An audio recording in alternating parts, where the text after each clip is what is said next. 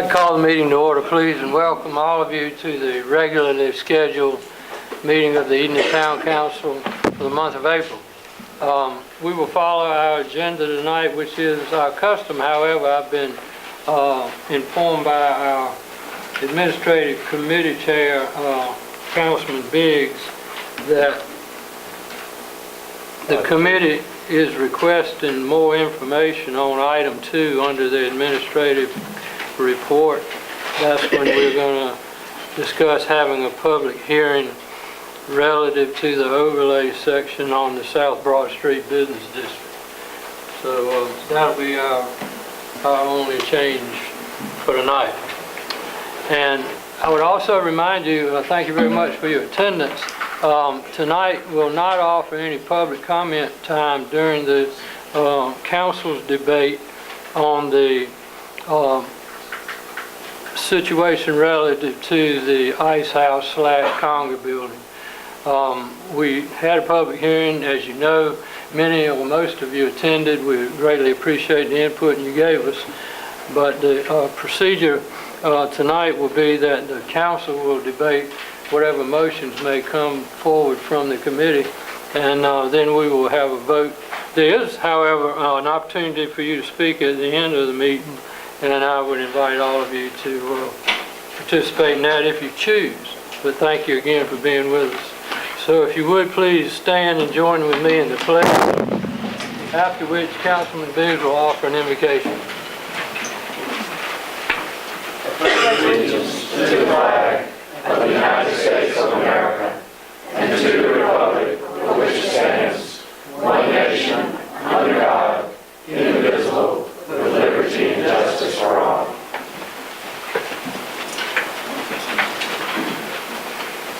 Eternal Father, we thank you for this day and for all the blessings that you have bestowed upon us, not only this day, Father, but every day prior to. And Father, now we just ask that you be with us tonight as we make decisions for the town of Edenton. It's through Christ's name we pray. Amen. Amen. Thank you, sir.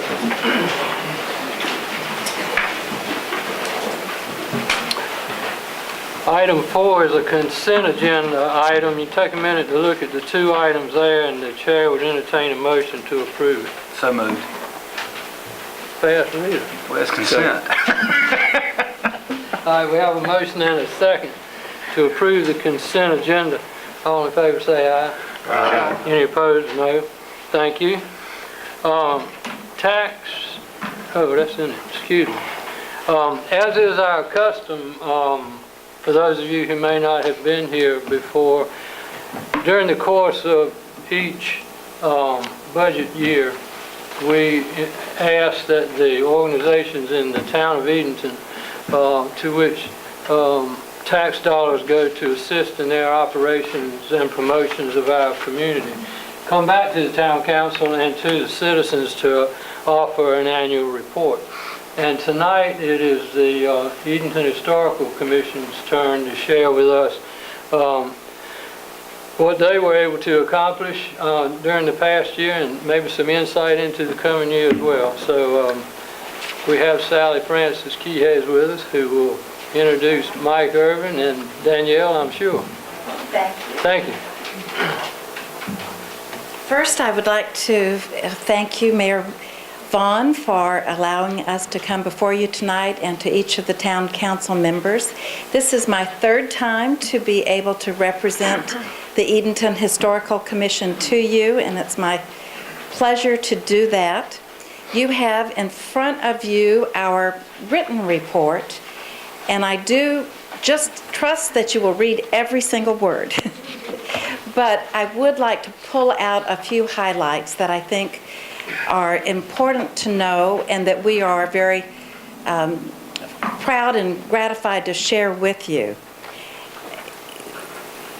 And sharing that, because this is work that took place in the past year, we will also be talking about what's going to happen in 2016.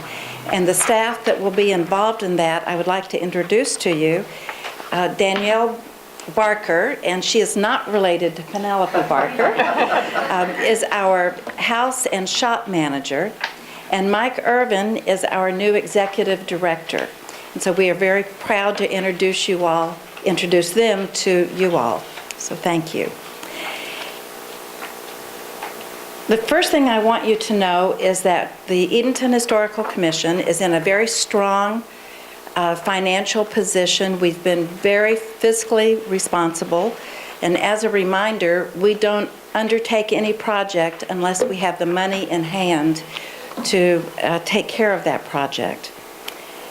Along with that, you may wonder at times what's the return on the investment from the town and the citizens and the town council. And I think the whole report gives you a sense of that return on investment in a very positive way. But I particularly want to point out that in 2015, at the Penelope Barker House, we welcomed 23,222 residents and visitors. That's a big number. And part of that is because we stay open 7 days a week. And that's a challenge, but that's a challenge that your investment helps us to meet.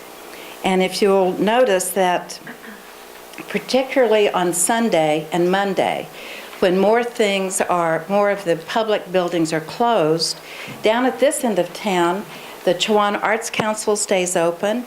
On Sundays, the Cupola House stays open for a number of hours. The Edenton Cotton Mill Museum stays open for a number of hours. And the Barker House stays open from 10 in the morning, its usual hours, 10 to 4. Well, in 2015, on Sundays, we saw 4,100 people. And then on Mondays, another 1,900. So on Sundays and Mondays, we're seeing in the past year 6,000 visitors.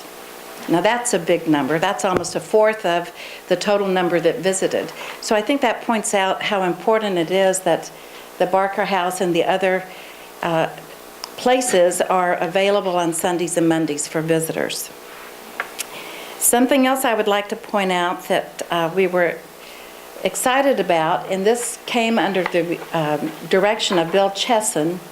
He chaired this committee, which is a legacy and planned gifts committee. And the idea was to collaborate with other nonprofits to begin a community-wide education process about what is legacy and planned giving, so that any of us, as we begin making our plans for that day we hope will never come, but it may, that we can put into our wills our churches, our nonprofits, and work with our attorneys to know the best ways in which to do that. And that takes education. And so this collaborative process took place last fall over several seminars and will continue into the future. We also were very happy to be able to help someone make a dream come true. And that's the Honorable Bob Quinn.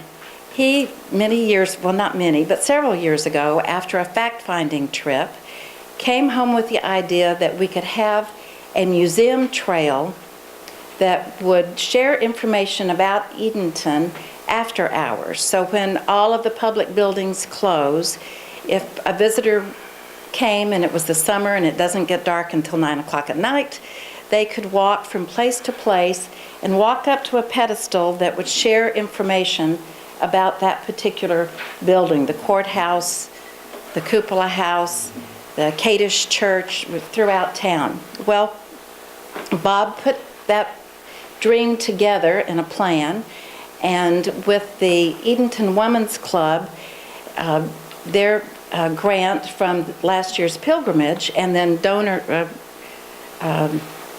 donations from other donors, we were able to put together the funding to make the museum trail a reality. Now, two things that happened that I want to tell you about in 2015. We had our first Historic Edenton Hospitality Tour Committee welcomed the Raleigh Fine Arts Society. And so we had a bus full of very knowledgeable people who came to Edenton because of everything that we have to offer here in Edenton. And we also began the sponsorship of the John A. Holmes High School History Club. Now, if you jump into 2016, which is where we are tonight, I just want to say that the installation of the museum trail will happen. Bob's dream will come true at the end of April or the 1st of May, and we're very excited about that. I want to tell you a little bit more about the sponsorship of the High School History Club. In working with the two teachers and also with Superintendent Jackson, we determined that we could provide a resource for teachers throughout our school district. And we are in the planning process with the two history teacher advisors and with Dr. Jackson to plan a summer institute, an intensive institute that will be offered to any history and social study teacher in our school district. And so in a week's time, these teachers can have a real in-depth immersion in all of the resources that we have here that really were a part of the founding of our country. So we're very excited about being able to do that, and then hope that this will grow beyond just our school district, but then can be offered to teachers in other school districts. And this will be done so that the teachers can receive continuing education and renewal credits for participating in this program. We are also very excited that we will be collaborating and assisting in the restoration and preservation of the 1825 jail. And we have two commissioners and a member of our audience who are involved with this, Dawson Tyler and Miles Cox and John Moorhead. And the commission has determined that we will provide for 3 distinct projects that are required or needed for the restoration and preservation of the old jail. And so we're very excited to be able to help in that area. Our Historic Edenton Hospitality Tour Committee, and this is under the direction of Susan Wood and also Peggy Ann Vaughn, will host a large group from Charlotte who are coming again to learn more about Edenton and all that Edenton has to offer. And we will be reconfiguring the 2nd and 3rd floors of the Barker House, doing needed restoration work, but also reconfiguring our space so that we can offer 2 educational galleries rather than just 1. And finally, we finished a whole year. We take the winter off, but we finished the whole year of providing the volunteers to guide the trolley on Sundays. And that will start again next Sunday and will continue on through October. So we're glad to be able to do that in collaboration with the State Historic Sites and to make that available.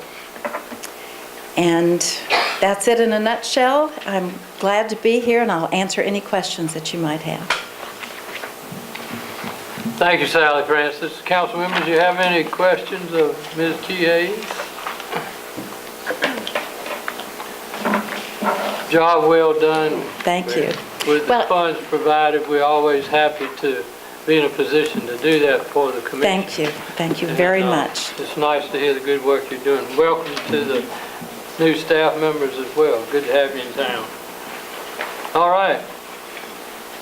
We'll move now to our committee reports. Item 6 on our agenda. We only have one committee that will be heard from tonight, and that is administrative, and it's chaired by Councilman Biggs. Please, sir. Thank you, Mayor. And you're right, we only have this one item on the agenda tonight. And the committee met, this regular committee meeting last month in March, and what came out of that was what is recommended here on the sheet tonight, that it is recommended that the council not sell the former Northeast Commission building, Conger building, whatever you want to call it, is located at 119 West Water Street.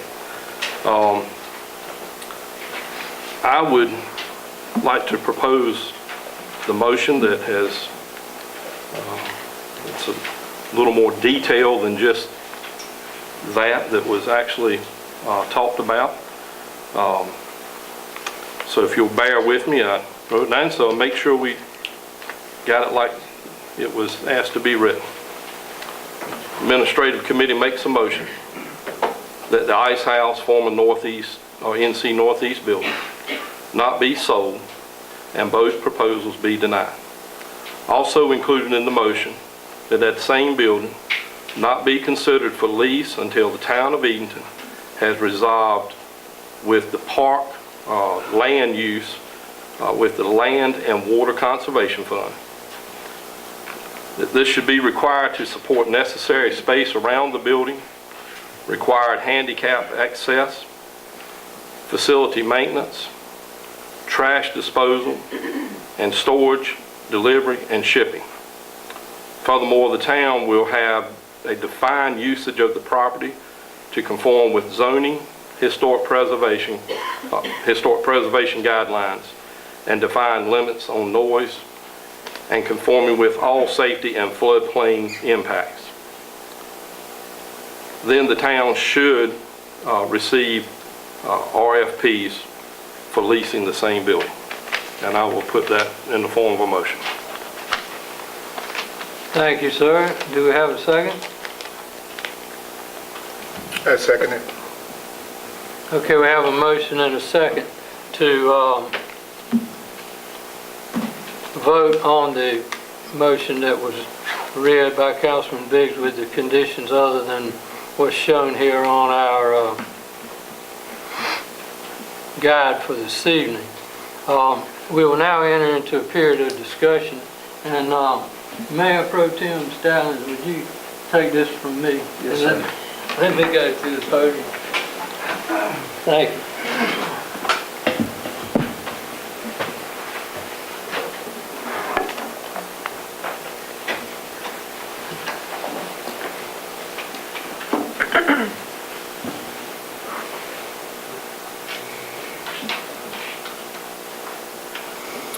My remarks tonight are going to be addressed to my colleagues on the town council, and I'm speaking in opposition to the motion that was just made. Mayor, push the mic away from you a little bit. Yeah. Okay, is that better? Yeah. Okay. If you would bear with me for just a minute, I want to go back and present a brief history of how we got to where we are here this evening.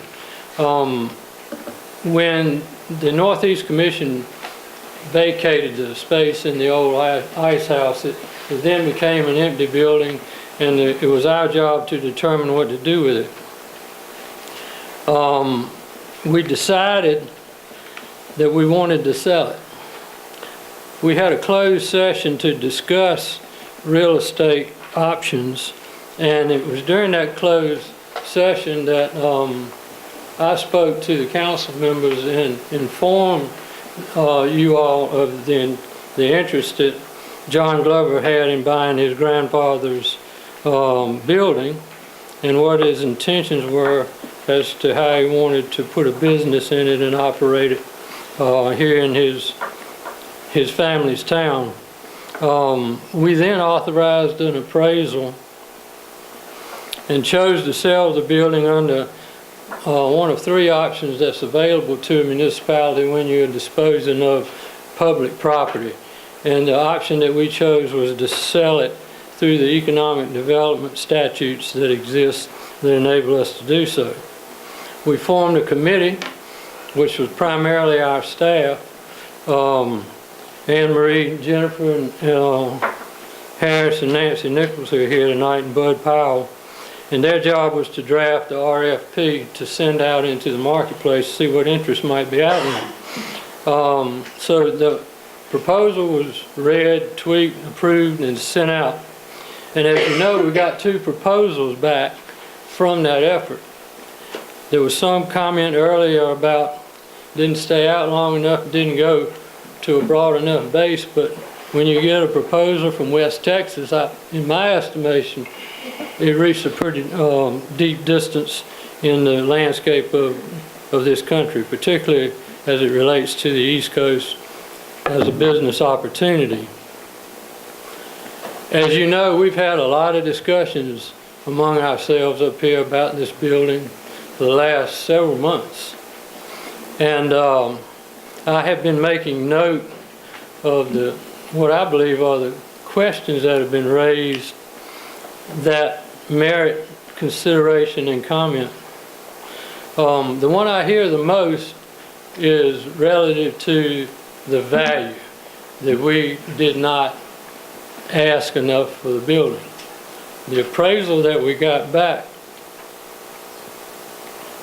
was made by a company called Piner and Moore out of Greenville. They're certified commercial appraisers, and they have done a lot of work in and around Chowan County and the northeast part of North Carolina. So they're extremely capable in rendering a good, solid appraisal.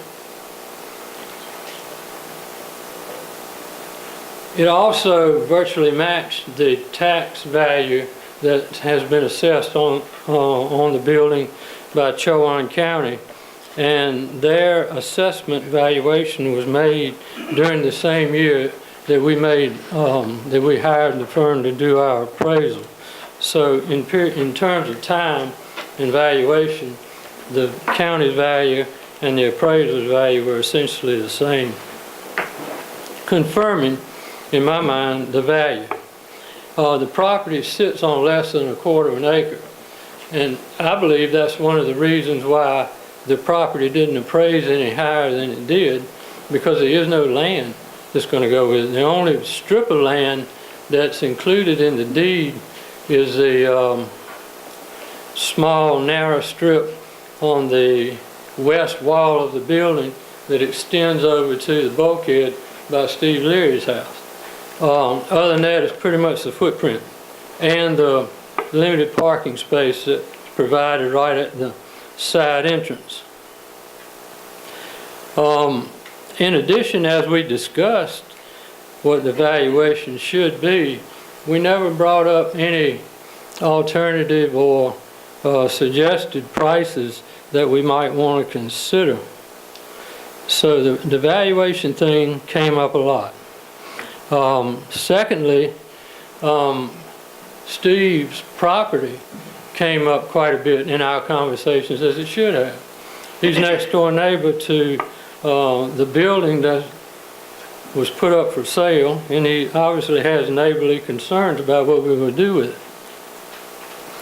But I would remind the council that Steve's zoning, where he chose to build his house, is the same zoning that exists where the ice house is seated. So the fact that there might be a business operation going on next door is very upfront. I mean, that was known at the time the house was built.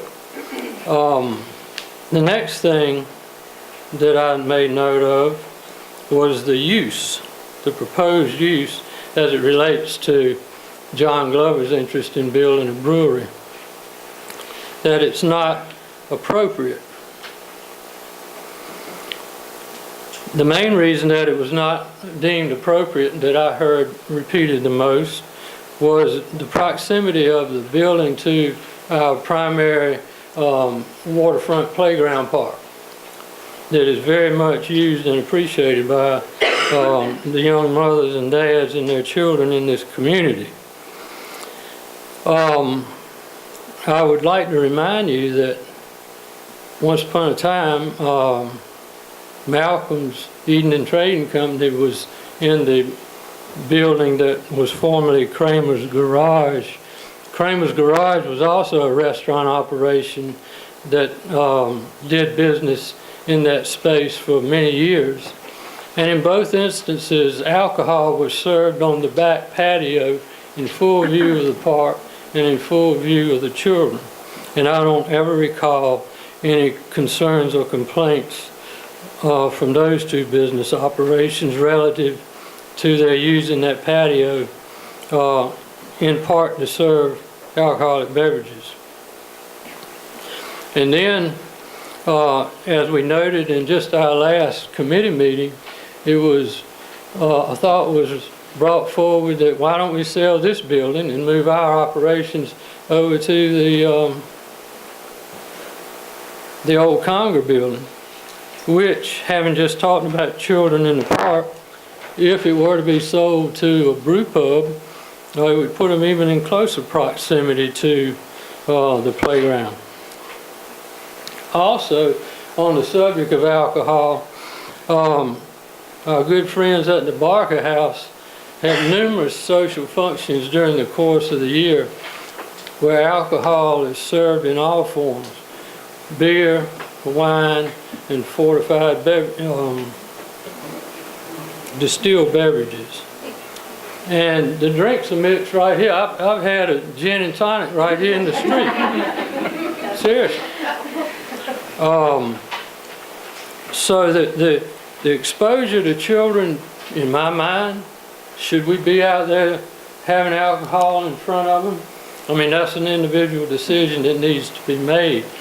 But I don't think it has much credibility, credibility in the discussion we're having about the sale of this building. Next item, lease versus sale. Both proposers, here's what happened. We know this. We started talking. We heard input from the public on a couple of occasions. Don't sell the building, lease it. So that got into the conversation. And then the council, you all decided that you wanted to send that message out to both proposers, and both of them declined having any interest in the lease. Moving on to trash and grease. We have existing ordinances in this community that have been in place for many years that also apply to restaurants and how they handle their food byproducts and any other waste created in their operations. Items like these, and the one that Steve just included in his motion made, the additions to it, in my judgment, can only be worked out in negotiations. And if we don't move this project forward to the point of sitting down and trying to negotiate with a buyer, then those items of concern will just be a matter of opinion. They can be worked out in negotiations before the property sale is closed. Parking, that's come up a lot. Here again, as a reminder, the Dram Tree where Polka Dot Palm is and Kramer's again were operating at the same time in those two buildings before we reconfigured the parking space over here and added more parking opportunities to it. So at the end of the day, when most of the activity would take place in a brew pub or a restaurant, most of the park people are gone. I'm not familiar with there being a huge parking problem over here in this lot. As a matter of fact, that lot was expanded based upon a survey that Destination Downtown employed to do an assessment of the parking situation as it exists in Edenton, because we kept hearing that we had a problem. An Edenton parking problem is when you can't park in front of the store you want to go into. It is. I ran the downtown retail business for 28 years, and people came in complaining about parking all the time, and my answer back was, hallelujah. We have people who want to come here and do business in our downtown district. We've all said at one time or another we're not there yet. We need more time before we deal with the sale of this building. And I agree with that statement. But I will go back and repeat what I said a minute ago relative to dealing with the problems of trash, restaurant residue, and that sort of thing. We can only get there through negotiations, and that's where we need to go from here. All right, I'm going to shift gears now to what I perceive are the benefits and potential for a brew pub. You've heard a lot from me over the course of time on this subject. I am prejudiced as to what I would like to see done in that building, have been from the get-go. Jennifer suggested to me a year and a half ago, said, boy, if we could get a brew pub here, downtown Edenton would have a really neat component that I believe, as your Main Street director, would bring business and tourism to our town. So, but not only have you heard my stories, but here recently you've heard a lot from the citizens of Edenton who showed up in large numbers at our public hearing. And my main takeaway from that, because I was loving what I was hearing, again, I'm in support of this, but my main takeaway from that was I didn't know this many new young people lived in Edenton. And I went home embarrassed by it, quite honestly. And but they made their voices and opinions loud and clear, and I thought they were very thoughtful and addressed what the benefits would be, rather than, I don't like your idea, I wish you'd do something else. I thought it was very constructive what we got from our citizens that evening.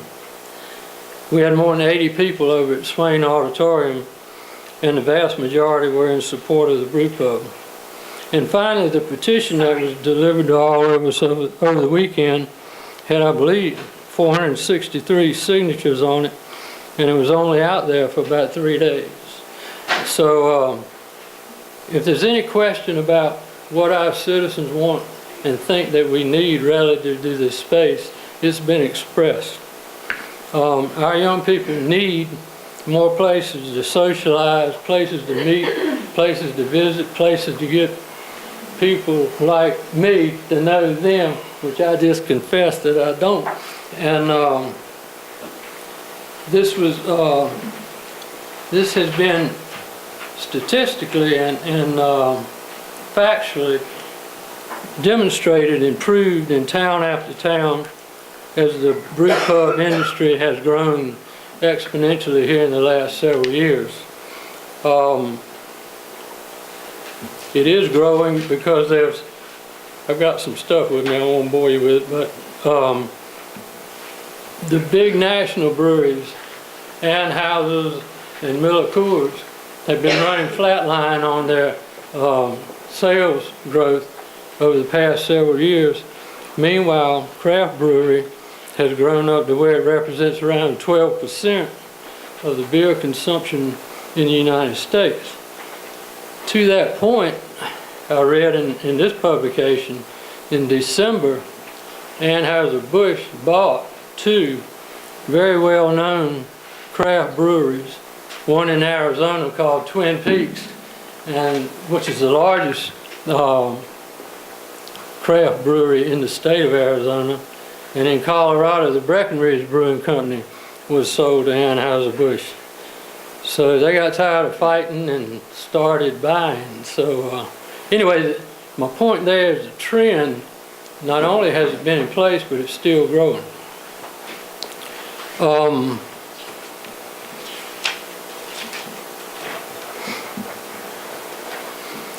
Travel and tourism are not the only benefit that we can expect to derive from this place.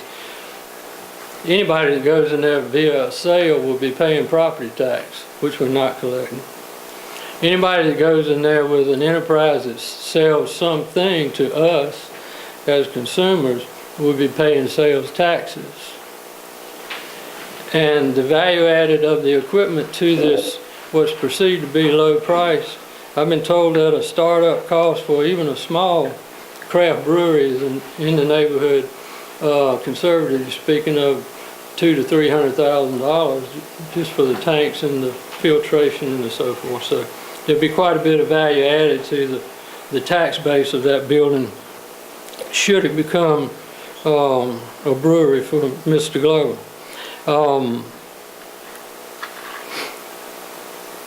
Another question that came up was, what, in addition to the grease and the trash, was the byproduct of making beer. And it's mostly mush, grain that has been fermented and turned into beer. which is the most desirable byproduct for livestock farmers. So we live in an agricultural area. There are plenty of livestock farmers in Chowan County and surrounding counties. That won't be a problem. My final thoughts are these, and that is that we have a quality developer with a legacy that's been part of the business community in Edenton, or was for multi-generations. The Conger Ice Company turned into a Texaco oil jobber alongside Steve's dad in their Esso operation. So he wants to come back. He wants to continue his family's legacy in town. He has the financial wherewithal to see it through. He was a little bit concerned at the outset about how long it was going to take to get a return on his investment, but he's gotten past that. Point being there that he has staying power of his own. He's not dependent on outside sources for financing other than the ability to use the restoration tax credits that would go in the building and would not be usable under a lease unless you sign the lease for 39 years. So anyway, clearly an opportunity. Many towns our size, larger and smaller, would love to have this come to their front door as we have. Now, one other thing, and then I'll hush. We have not talked more than 2 or 3 paragraphs about what we're going to do with the $282,000. I'm making an assumption now that we sell the building. We have $282,000 off budget money, then we just don't get that very often. How are we going to best spend that money to reach the most people in this community? Sambo called me over the weekend with an idea that we try to identify projects, neighborhoods, whatever, that are in need of a financial boost, and ask the council to hold the proceeds in escrow and distribute the money at the appropriate time. When I hung up, I also serve as director of the board of the Boys and Girls Club here, and many of you may know this already, but we're getting ready to embark on a capital fundraising drive to move the Boys and Girls Club from its location 7 miles out of town in the county to a lot that the club owns and has owned for many years up on North Oakland Street, which is also right in the middle of a region that we have created a redevelopment zone for housing in hopes of attracting outside investors to help us spiff up those neighborhoods on North Oakland. So I called Sambo back and said, okay, Sambo, I got this marvelous idea. We put the money in escrow for the Boys and Girls Club. What better way could we spend this windfall than helping the kids in this community that need it the most? The space at the present location of the Boys and Girls Club is full. We cannot take in any more children. Our programming has gotten so good that Elizabeth City is trying to hire our director away from us, or at least get in a joint situation where we share her with them. And we have a waiting list. So the people that we need to help the most are standing in line because they can't get into a nationally recognized program that we have available to them and for them here in Chowan County. So I just wanted to put that out as food for thought too, as to why I believe that selling is a much better deal than being a landlord. Thank you very much.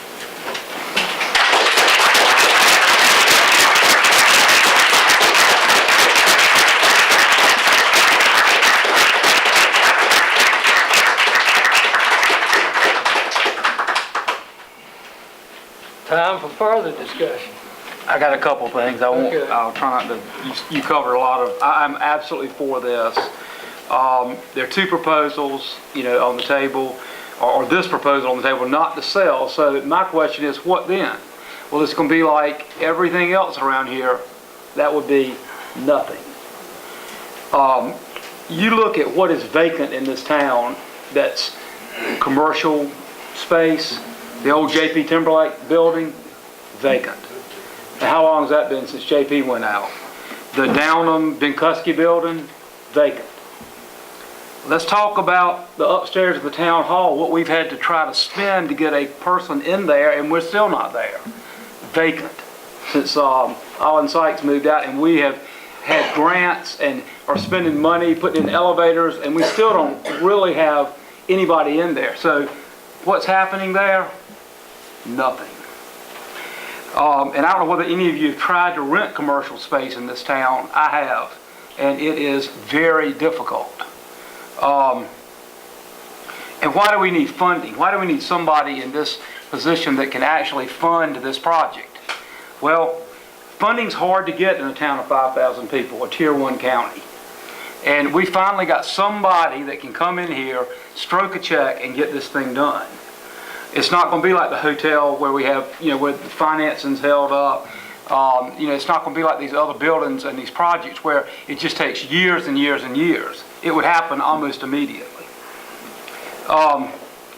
Somebody on this council said they wanted a museum. Well, we had a program last night from a museum director that all across the country, it costs $80 per head for every person that walks into every major museum, large and small, from the Metropolitan Museum down to something in Edenton, North Carolina.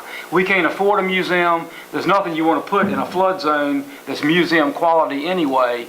And we need to serve the people that live here, not the people that not a bunch of tourists and a bunch of retirees that just, we need life on this waterfront.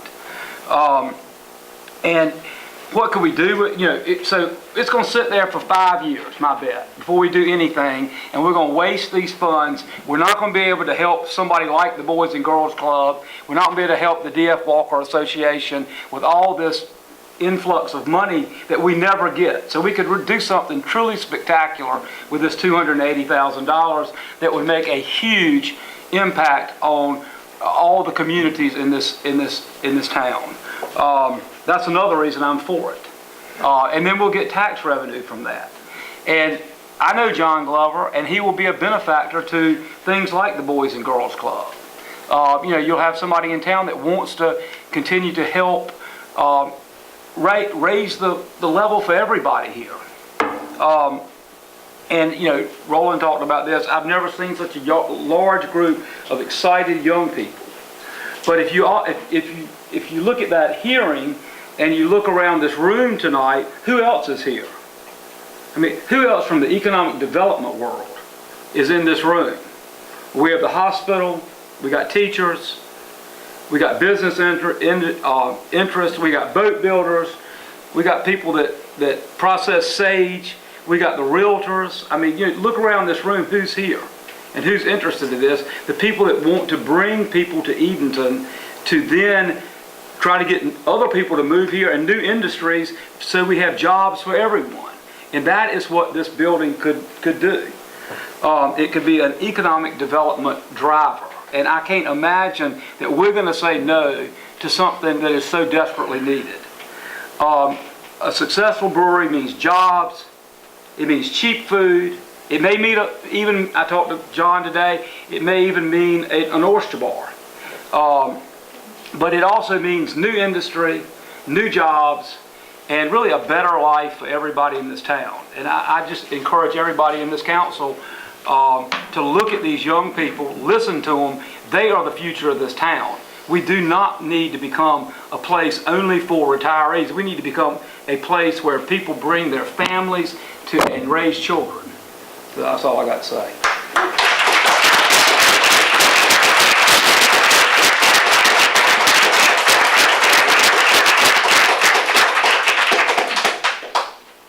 Further discussion? Yes, sir, Mr. Mayor, I got a couple things to say. First of all, I'd like to thank the citizens for coming to the public hearing that we had, for all the telephone calls that I got, the people that stopped me on the street and talked to me about it and everything, and the phone calls, and I appreciate it. We need to hear from you. We need to listen to you. We need to put aside our personal biases and vote for what we know that the citizens want and what is the best for the community. My opinion is we don't need to be a landlord. I don't think the town of Edenton needs to be a landlord. As the mayor and Sambo brought up, both the property that we own over the town hall has been vacant for a number of years. All the property that Sambo brought up that has been vacant for several years. This property has been vacant for over a year. I don't know exactly how long, but it's been vacant for over a year, and we knew for a period of time before that it was going to be vacant. We put this out on the media and all over the country, and the comment has been made that we didn't put it out enough, but as the mayor so kindly said, we got a comment from Texas, and a person that was interested in it from Texas, so it must have been out there.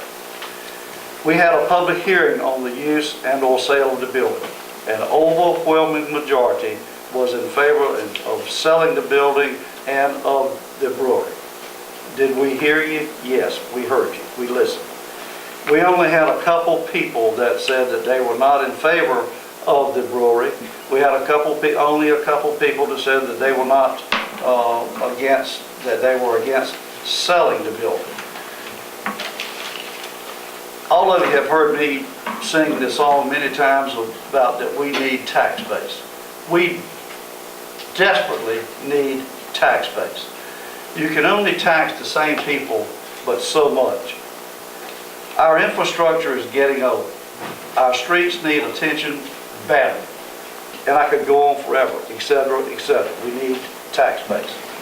This venture would increase our tax base. We're looking at upwards of $300 grand for the building. And putting in all that stainless steel equipment that he's got to put in there is probably another $300,000-$400,000, and I don't know what that figure is. I just don't have a clue. But I'm sure it's not cheap when you have to put in all stainless steel equipment. The gentleman and that, again, that would increase our tax base considerably. You're going to be looking over $500,000 in increase in our tax base. I do know that much. The gentleman that wants to put this here has the means, has the know-how, and he has the stamina to do all this. So yes, I am for the brewery, and my vote will be for putting the brewery here. And so.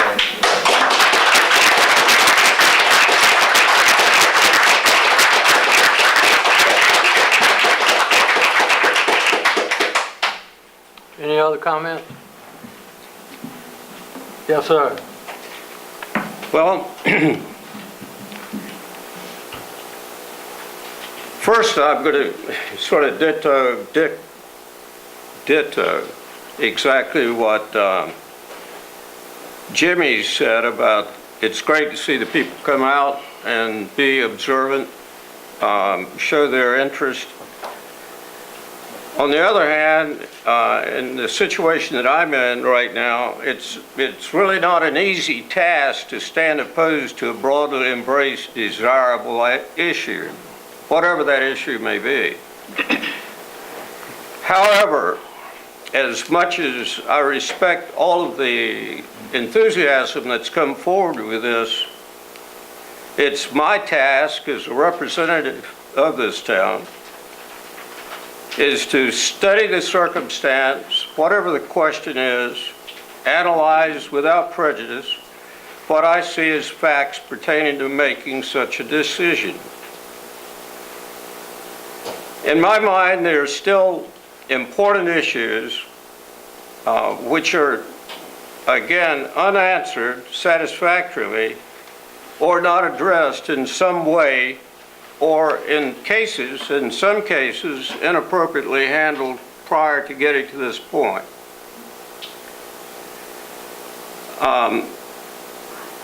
Anyone that would wish to review the minutes from the very outset I was opposed to even having an appraisal on the building. Because the way the building was structured, is structured, it would be nothing but bricks and mortar. So you would get the same value on that building from an appraiser that you would get for that building if it was situated on Highway 32, 3 miles out of town. The reason for that is the constraints that abounded with the park. There's an organization, it's a difficult one to always remember, but it's something in the sense of the Park Conversation Fund. And I've encouraged from the outset too, that we establish a connection with that group to see what could be done with the surrounding area around that building. As it is now, it's either 2 feet at a maximum 9 feet on the north side of the building. Other than that, there is no land with it. There's a small pie shape in the side towards the water on the side of the building, which would be going on the east side. I felt at the outset, if we could establish a good relationship and understanding of what perhaps utilization of land around that building, and then go out with an RFP, it would be a very different response. As it is, it's just a building. And if you look at buildings, even in our small area here, we're looking at even just blank land is going, and it's not going anywhere because nothing much is selling. But the lots in Pembroke are, one is $250,000 for the lot and the other one is about $200,000. The little building that's across the street here is on the market for $349,000 and it's about 1,000 square feet. It's got a tax value of $190,000. I feel personally that as the mayor has mentioned, that some people thought that it was too low a price on the building, and I do think that's true. I don't think we're getting a maximum return on the building at the outset, and I think part of that is because we did not prepare ourselves for offering that building for sale with an RFP. I worry about things if we sell. I do not know if we have any deed restrictions on it. I have not heard anything about a buyback clause in the event it doesn't work out. We have some restrictive covenants on the building as it relates to preservation. I have not seen guidelines on the operation of the building, and we've discussed that. Again, the Land and Water Conservation Fund will have a say on what is done around the building, and I cannot imagine them allowing trash disposal, grease traps, and such like to be allowed on the park space. I'm not at all knowledgeable about any plan to take care of that. We can say that Mr. Glover will take care of it, and I feel certain that he probably would. He would do everything that he could. But he doesn't have anywhere to do it the way we're structured.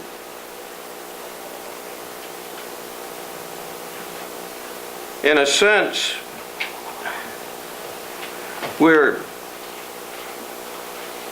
are finding a need, which is a fact. I cannot argue with anything that's been said about what the town needs. I am very much in favor of people coming here, tourists, beer drinkers, whatever they may be. We need them. We need people. At the same time, we have to make good decisions about what we do, and not just because of the enthusiasm of the subject. I have mentioned most of these items before. I have no alternative but to devote my personal opinion, but it is not based on prejudice. It is not based on no interest in having a brewery. It is not. I've asked for answers to many of these questions before. I do not feel satisfied with the answers that I've gotten. So it would be very difficult for me to vote in favor of selling this until I hear answers to these conditions and these questions that I have. The mayor has said that we have those answers. Unfortunately, I have not heard those answers satisfactorily. I'd like to correct that. I think those answers would be discovered in negotiations. Okay. Negotiations then would be great. We could have had negotiations on the price, but we sent the appraisal with the RFP.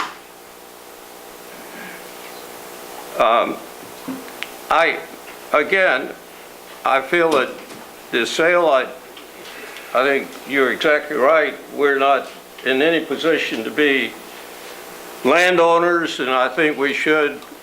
I have no problem with making a sale on the building if it's under the right conditions, correctly prepared, and sufficiently covered with the conditions that I consider necessary.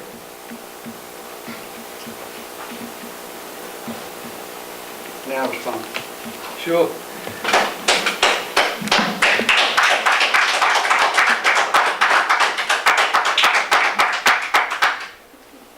Bob, I don't mean to be disrespectful or argumentative or anything, but you keep referring to the that it's just a building.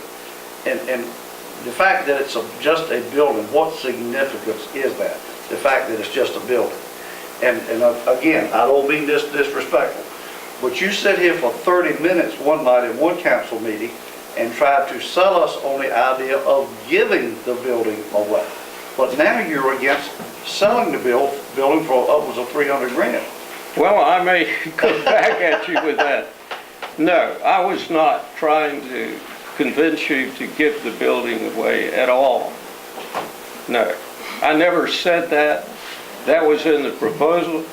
But just like what we're doing here, we never negotiated on anything except receiving an offer and letting it sit. And I made the point about the building, and I am confident that that's true. If that building had property around it, if there was understanding about the view, if there was understanding about what the potential value is, as Councilman Dixon has mentioned, to the town, and the mayor has also, the value of that building would have escalated and we would have gotten decent price for it. And I agree wholeheartedly, but the land is not there. That's the point. Well, The land, we don't know. You I can't accept the fact that unless we make, I haven't heard much in the way of any kind of intercept or intercourse with the Land and Water Conservation Fund or Conversation Would you Fund. consider if we table this and got some of those answers? I'm totally agreeable to do that. I would do that, yeah. Yeah, I think if we did that, we could get Mr. Glover back in here, and because the bottom line is, once we lose Mr. Glover, we're not gonna get a brewery. I mean, that's the bottom line. And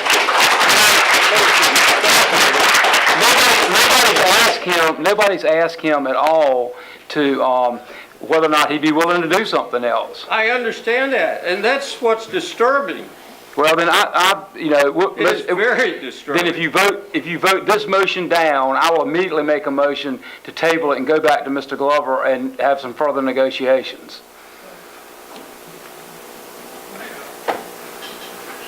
You said, that's what you said you wanted, so let's do it.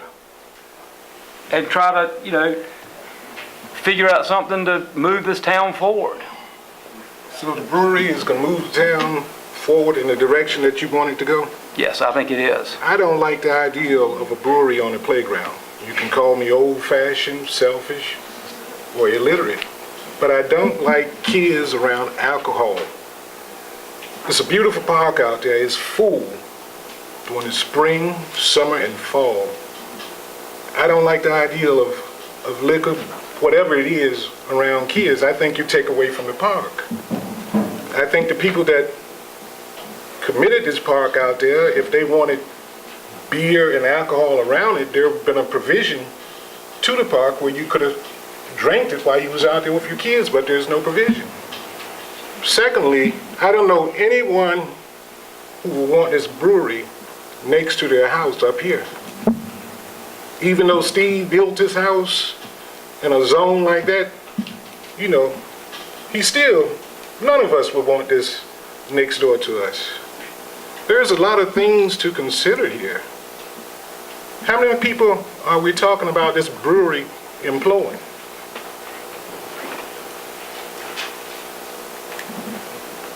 Eight, 9, 10, 100, 200, 300, how many? Not a large number from what my research. 5 to 8 people maybe. Yeah. 5 to 8 people. Well, unless it's very successful, they open a distribution center at the industrial park. Now, I'm not opposed to a brewery, but I don't want a brewery on this location. If he could find another lot, some other area somewhere else where he could put his brewery, I say yes, go for it.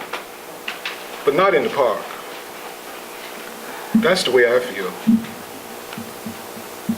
Just as a comment to your opinion, which I value and appreciate, Mr. Glover is not interested in another location. It's his grandfather's building. He wants to reestablish his family's legacy and carry it forward with a new operation. But he's not interested in making money then, is he? Oh yeah, he's done real well in that. That's not a Because problem. if he wanted to put a brewery in Edenton, it looked like he would take any location he get to put it there with the support that he's got here. He has an interest beyond that, Councilman Bond, as Sambo just alluded to.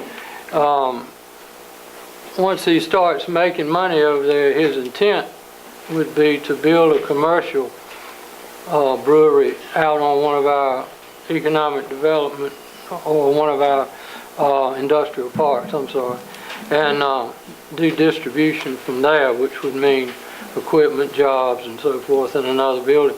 That's speculative going forward, but that's his intent. But you have to find another prospect if you don't want it to go in that building. I definitely don't want it to go in that building. I would vote no.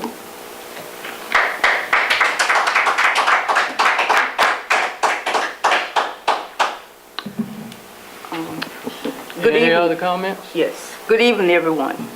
I appreciate all the phone calls, the visitors at my house and at the doctor's office where I work, for the people in the community who have expressed their support for the brewery. I have considered all of the comments made at the public hearing at Swain School in February, and I have read over the petition and the comments from the people who supported the proposal. Even though these appears to be overwhelming support for the brewer and the proposal to sell the building, I am going to vote in favor of the motion not to sell the building. I think converting the building to a commercial space, be it a restaurant or a brewer, will have a negative impact on the waterfront park. I know people will be disappointed with my vote, but this I just cannot support, selling the building for a commercial use. Thank you.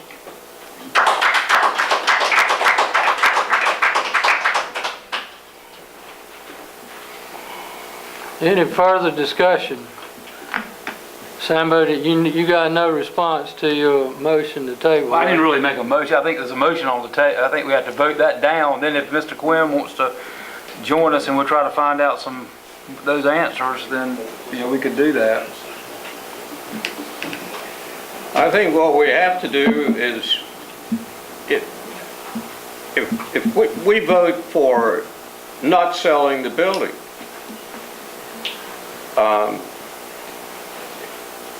is that in perpetuity? No.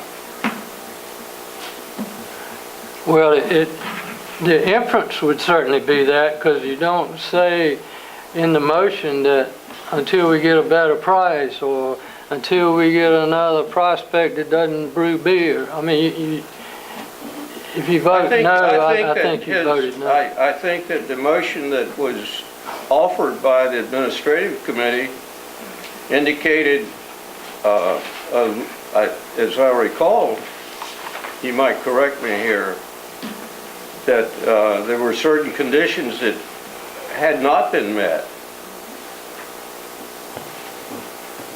And I suppose I'm reiterating those. Could we hear the motion again, please, Steve? Absolutely.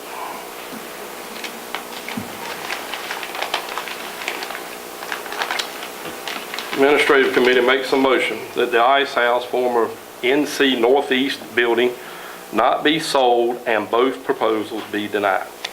Also included in the motion that the same building be considered for lease until the town of Edenton, I'm sorry, I'll get this right in a second. Included in this motion that the same building not be considered for lease until the town of Edenton has resolved park land usage with the Land and Water Conservation Fund. This should be required to support necessary space around the building, required handicap access, facility maintenance, trash disposal, storage, delivery, and shipping. Furthermore, the town will have defined usage of the property to conform with zoning, historic preservation, guidelines, and defined limits on noise, and conforming with all safety and floodplain impacts. Only then should the town receive RFPs for leasing the same building. See, sale has disappeared. It's not in there. So I would encourage you to vote no, and we'll table it right now, and then we'll go back and negotiate further with Mr. Glover. Or you could also do that if you change the language just a little bit, I believe, and put or sell after lease. That leaves sale in the conversation. I'd just table. I think it's better to go back to him with it on the table. It doesn't kill the offer, Yeah. and then, Want your motion a second? Yes, sir. Yeah, So that means it's on the table, right? correct. That means we need to vote on it, right? We have all the time you want to take for discussion. This is what we're doing. As council members and mayor, we're discussing the motion.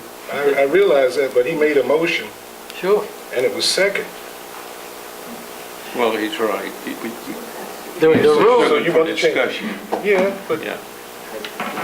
oh, I said, you're going toward maybe changing the language in the motion? Is that what you? no, I was just Okay. going to vote on the motion. All right, well, we can do, by rules of order, everyone that wants to speak, Right, true. I thought everybody had spoken. yeah, we just finished that. Ms. Simpson was the last one. Okay. And then a couple other questions came up. Oh, okay. But if you want to move the question, the timing is such that you could do that. Unless anyone else has anything they want to say. We done? Okay. We've heard the motion. It's been seconded. You've heard the comments made by your fellow council members. All in favor of the motion say aye. Bye. I'd like to see hands. Norma and, Aye. thank you. That's 4 votes, correct? Okay, the motion, all opposed? No? Okay. So the motion passes 4-2.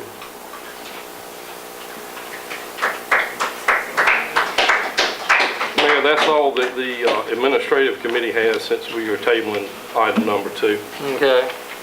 to be reviewed in work session. All right.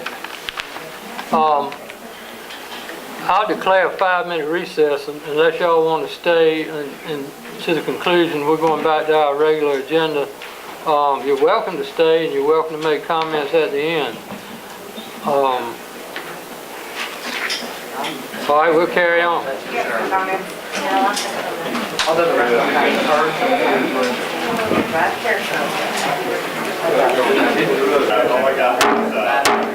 Call the meeting back to order, please.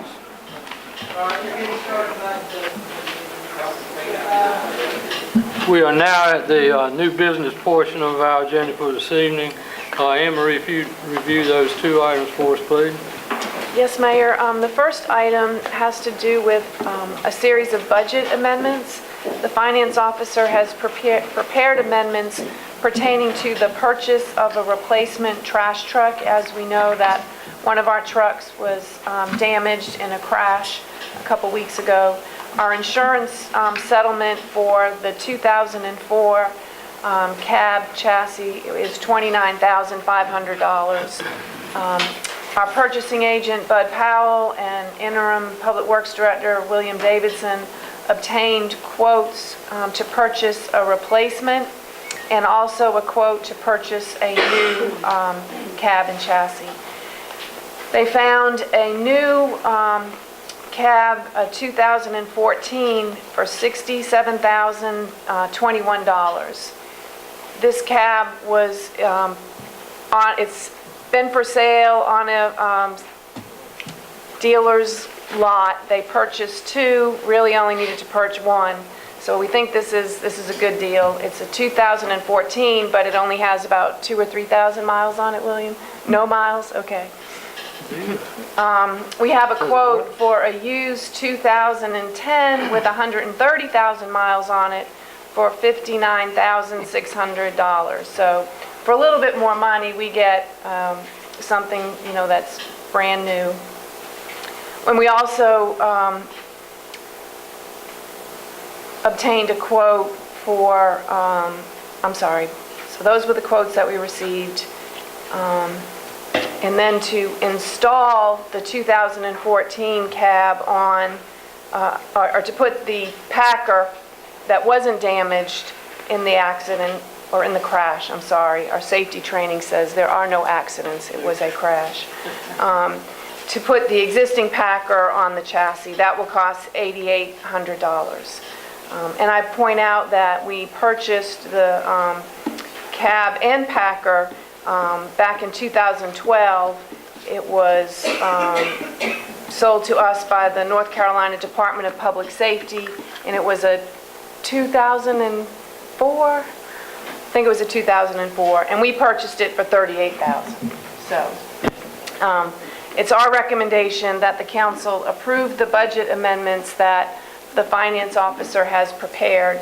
On the revenue side, you see the insurance proceeds coming in from the League of Municipalities, our insurance, then funds from fund balance from reserves, and that's why you have reserves for situations like this. And then also we need to cover the cost of leasing the Packer that we have now to carry us through until we get the replacement one here, which we hope will be in a matter of a few weeks. All right, any questions of our staff's recommendation? If not, the Chair would entertain a motion that we proceed. So moved. Motion and a second to do the budget amendment with respect to the sanitation truck and purchase same, right? Yes, sir. Okay. Any further questions or comments? All in favor, aye? Aye. Any opposed, no? Thank you very much. Next item. Mayor, I'll be brief. I wanted to give you a sort of a very preliminary overview of the budget, the upcoming budget. The department heads have submitted their request to me, And I know that the Finance Committee wants to review those requests with the department heads before I make my adjustments. So we're ready to schedule a meeting of the Finance Committee, or more than one if that's necessary. But we'll send out emails and try to get that scheduled within the next 2 weeks. Did want to let you know, we gave you a report earlier.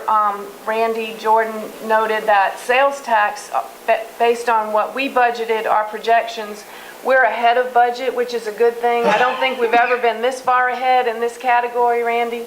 And we anticipate, and being very conservative with the remaining 3 months worth of revenue that we'll receive, we'll end up about $75,000 ahead of budget. I think we might break the $600,000 mark. We've never done that, but hopefully we will. So that's the good news. The bad news is our land transfer tax, and that's the 1% tax that is levied when property transfers. The town of Edenton, by statute, gets to share in that 1%. Half of that 1% comes to the town, the other half goes to the county. Our land transfer tax, we think, is going to be about $25,000 less than projected. We have gone back and looked. Hard to explain. We were very conservative with what we budgeted. We budgeted what we got last year, and that was the same amount that we had the previous year. We had been receiving about $80,000 a year.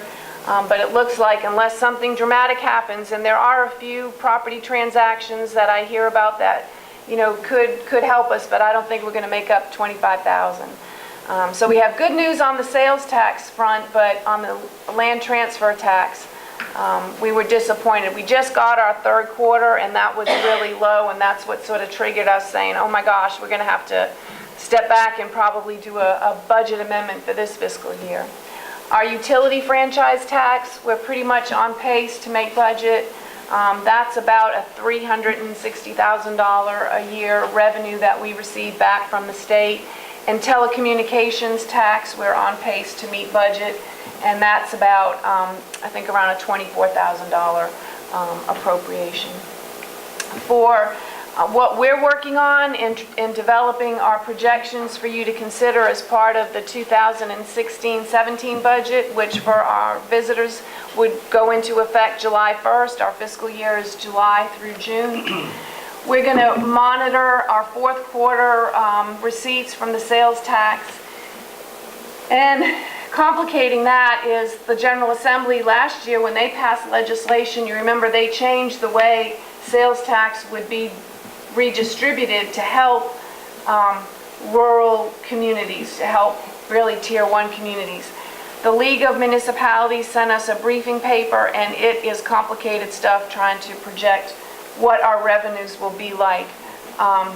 We're going to do our best, but I think it's fair to say that we'll probably be extremely conservative.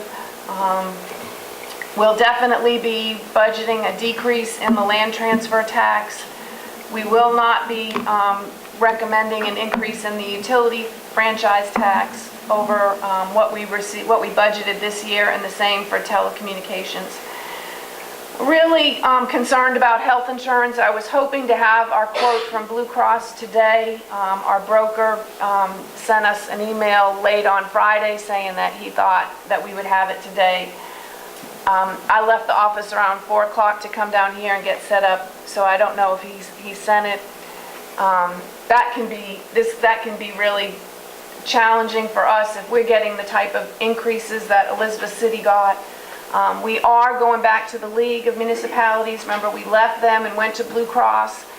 We've asked the League for a quote, and gosh darn it, we are really frustrated with Blue Cross because they're not giving us the claims history that we've had for the last 7 months being on their plan. So really, really frustrated with Big Blue right now. On that note, is there any way that the next time that the state has the state health plan has an open, I know just recently they had an opening date that I think they were accepting 10,000 and it filled up like that, but I didn't know if we could already be in Well, that's a good point. And I need to talk to Representative Steinberg about, I know a lot of the municipalities that didn't get in have asked the state, will they reopen it again to let other local governments in? But you're right, that's an option that we want to look at. Considerations for looking at revenues for next fiscal year. As you know, minimal growth in our tax base. I checked today, the building inspectors have not issued one building permit for a new residential construction so far in this fiscal year. I can tell you that because I'm doing the zoning work until Sam comes back next week, we're seeing a modest increase in permits for decks, garages, outbuilding fences. So I feel like things are starting to pick up a little bit there. And I have received some calls from people interested in purchasing lots that are for sale in Colonial Village, asking about the covenants and things like that. So maybe things will pick up, but we're certainly not going to budget based on maybe. We're going to have to be really conservative. And we're seeing a good increase, modest increase in repairs and renovations in the historic district, so that's encouraging. People are spending money making repairs, alterations, and even additions in the historic district. That all adds up to a little bit of increase in the tax base. We will get probably some minor increase because of Albemarle Urgent Care, the renovations they did to their building and the equipment they have in there. The new dialysis center, that's been open for a while, but the timing of when that opened, when they got their CO, we did not get the benefit of a full year of property taxes with them. Chowan Vidant Family Sports Medicine, they're leasing the space from Edenton Eye Care. They opened up last summer, so again, we'll see the full impact, hopefully July 1. And we will see a small increase in what I call ratables due to jimbo jumbos, even though they're still, far away from their completion date. We'll get a little bit of that. And then with Food Lion's renovations, we'll get the bulk of that, and I'll show you that. It looks like in 2017 and 18 is going to be a good year for seeing an increase to your tax base, because you'll get the full year of the Food Lion renovations, which you're going to have to offset with the loss in the vacant space at Edenton Village. But I'm sure that the new equipment that they've put in the new store will help us.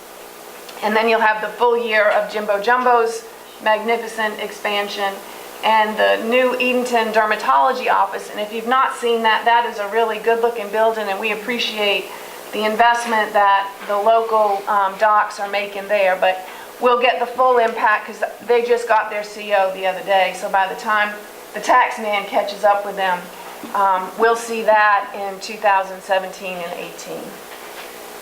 18. The budget calendar, as I said, department heads have done their jobs. We want to meet with the Finance Committee. I say May, but we're ready to roll. We can meet with you all now. Finance Committee can continue to meet in May. Just for the benefit of the public, the council always has their public hearing on the second Tuesday in June.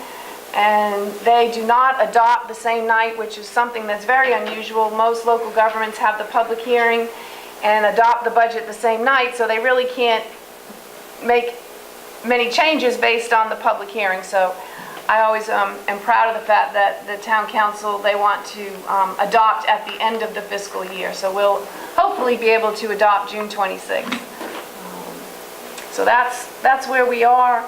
And as I said, it's going to be a tough year, but the good news is, really think that, things will uptick for you in 17, 18. Turn the light on.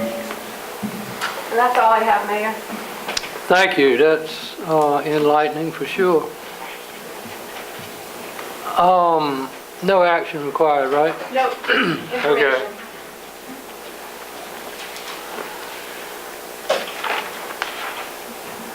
All right, council members, it's time for you to express your items considered timely and important. Anybody have anything for the benefit of the group?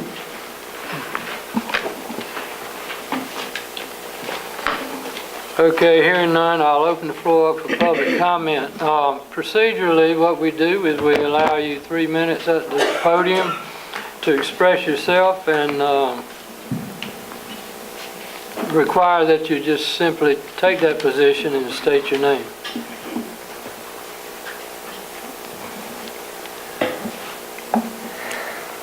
I am Susan Ingalls, and I would like to comment on the vote against selling the building, and then the presentation of the budget that bemoans a lack of revenue of the sort that the sale would bring. And I realize that where you are now is, it seems to me, you have to tell us, the citizens, how you're going to bring us vitality in this community without making that particular use of that particular building.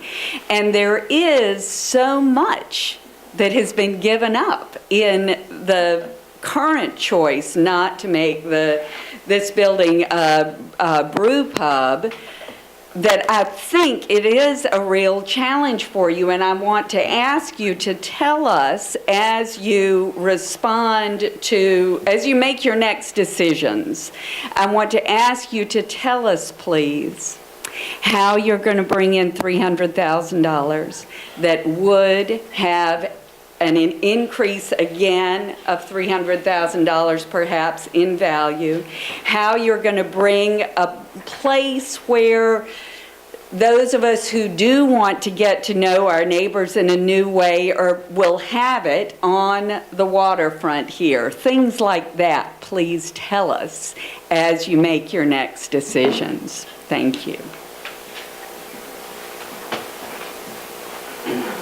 My name is Patrick Sellers.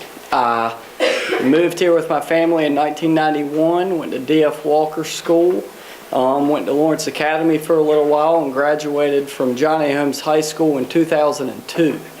I went to the College of Charleston, and then I went to law school, and now I'm back here. I've been back here since 2011, and I practice law here as a public defender. First, I'd like to thank Mayor Vaughn for his words and his stance. I think he listened to the constituents, and he brought up good points that everybody in favor of the brew pub also thought.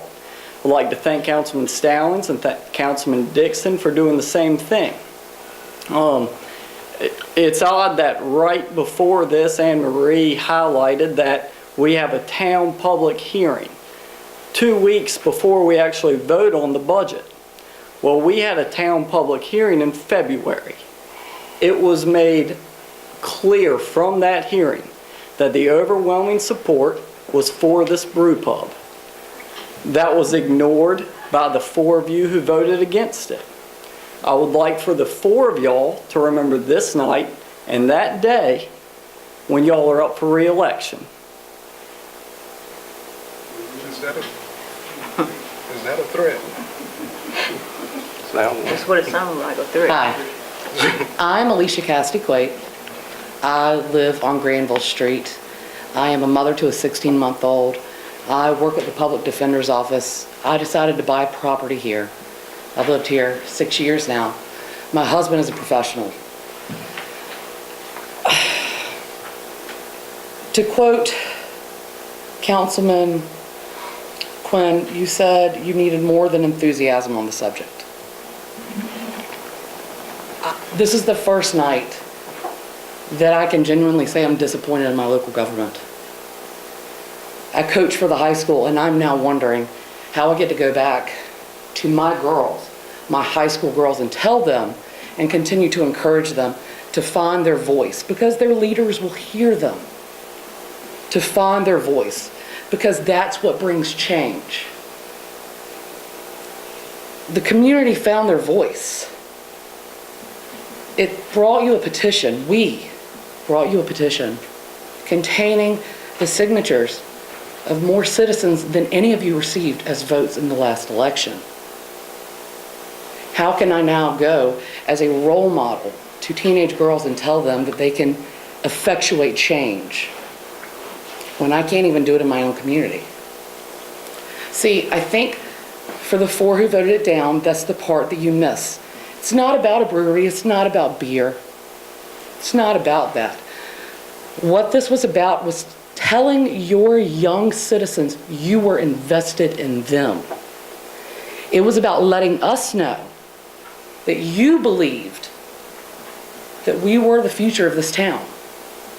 It was about letting us know that you were happy to have us young professional families, young families as a whole, here, and that you were ready for that number where our school system is dropping so much in size, we are going down.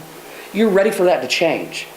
Because where we're investing in you, by buying property, by getting jobs here, by using services here, you are going to invest in us. It wasn't about beer. It wasn't about a building. It was about change. It was about progress.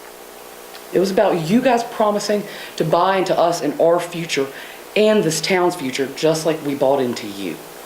That's why I'm disappointed. Because tonight, as a citizen, I feel like you sold us out. And that's what hurts. That's what bothers me, because this town came together to be heard. This town came together for you to hear us. The majority of those people, over 50% of the people who signed the petition, over all the people who walked out of here, are the people whose children play at that park. My daughter. They know that. They just wanted you to say yes, that we care about young people. We do want this to be a town where young people bring their families to live, and not a town where they run away from it and all we have left is people dying. I'm disappointed in my local government. I pray one of you can tell me how to answer this question for my teenage girls and keep them believing in the same things that you were brought up to believe, that one person can make change if you let your voice be heard. Tonight that didn't happen. I'm sorry. Thank you for your comments. Next, please. Bill Burrows. 30 years ago, this council faced a similar kind of situation. There was an offer to buy the property that is adjacent to where the lighthouse now sits, and including the Conger building and the property around it. Mr. Morris, could you back away from the microphone, or push the microphone away from you a little bit? Okay? It's echoing. Thank you. All right, sure. A group of citizens got together and decided that waterfront property in Edenton was best utilized for the public and retained in public ownership. Had the council at that time decided to sell the property, our beautiful breakwater out there and the lighthouse out there wouldn't be there now. They had no idea whatsoever was going to happen 30 years later. They just decided that the public needed to own that property. Our citizens group raised money. You can go out there and walk along the bulkhead and look down at the concrete there, and you'll see the names of the citizens and businesses that paid $100 each for a foot of that bulkhead in order for us to raise the money and develop that property at no cost to the town. I don't know what's going to be out here 30 years from now. I probably won't be around to find out either. But the fact that you only sell things one time, once that property is sold, it's gone. That's it. If the council before you had sold that property, what we see 30 years later wouldn't exist. I don't know what's going to be there 30 years from now, but as long as the town owns the property, all of that waterfront is going to be under the control of the council and for the benefit of all the citizens. That's the reason why I think it would be in the best interest of our whole community to not sell that property. Thank you. Thank you, sir. Anyone else? Council members, my name is Brian Donnelly. I'm the sailing instructor for the county. I'm also the Commodore of the Yacht Club. I'd like to thank the council for voting down the use of the Concord building. I probably, except for the lighthousekeeper there, I probably spend the most time at that area in front of that building. Taught the sailing classes for 5 years now. And I think that while a brewery would be a great thing to put in the community, I don't believe at all that's the appropriate place to put it. I think that's a great park. It's a wonderful place to be. There's picnic tables out there, and I think that area should be kept part of the town park. Thank you. Thank you, sir. And one other thing, and there's plenty of other places that a brewery could be put, and if it's that acceptable to the community and there's so much enthusiasm for it, other locations in the town should be just as effective.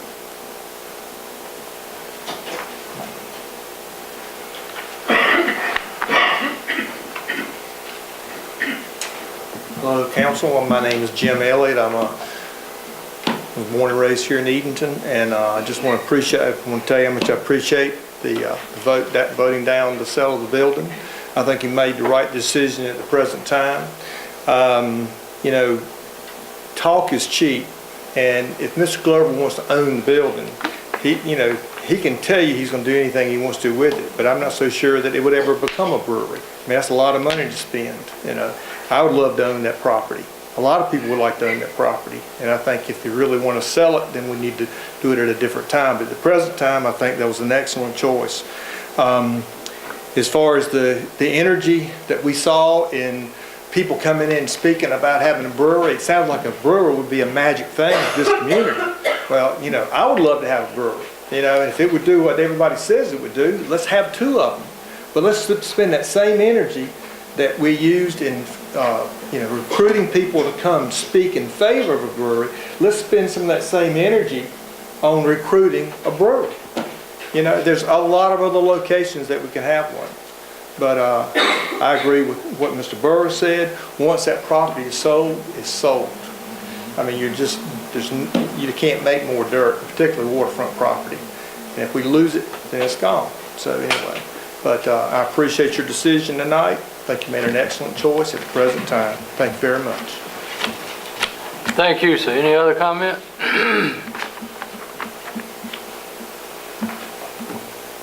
Okay, hearing none, we'll close the public hearing portion of this agenda, and the chair would entertain a motion to adjourn. So, All in favor, aye. Aye.